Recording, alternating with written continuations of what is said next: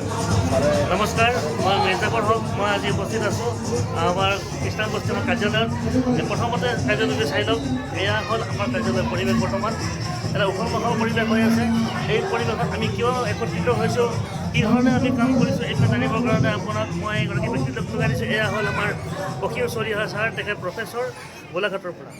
এতিয়া এজন প্ৰফেচৰ হৈ পেলাই গোলাঘাটৰ পৰা আমি কি কৰিছোঁ, ইয়াতে কি কাম কৰিছোঁ, এই বিষয়ে জানিবৰ কাৰণে আপোনাক তেখেতে নিশ্চয়কৈ আপোনাক সুন্দৰকৈ বুজাই দিব, গাইড কৰিব আপোনাক।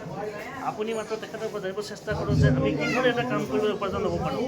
আমাৰ লগত এয়া দেখিছে আব্দুল জলিল, তেখেত এডভোকেট, এজন প্ৰফেচৰ একেটা সময়তে আছে।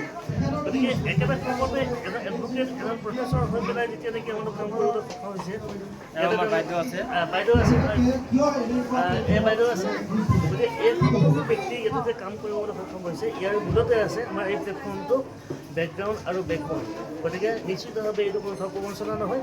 খুব সুন্দৰকৈ সকলোৱে ইয়াতে কাম কৰক আৰু এইসকল ব্যক্তি আপোনালোকক গাইড কৰিব। অসীম চলিহা ছাৰ, আব্দুল জলিল ছাৰ, আমাৰ হানিফ আলী ছাৰ, আমাৰ বাইদেউ, সকলোৱে সকলোৱে ইয়াতে আপোনালোকক সুন্দৰকৈ দেখুৱাই দিব কি ধৰণে কাম কৰিব, কি ধৰণে আগুৱাই যাব। নাম্বাৰ তলত দিয়া থাকিব, যোগাযোগ কৰিব। নিশ্চিত সফলতা ইয়াৰ এই প্লেটফৰ্মত আছে। ধন্যবাদ।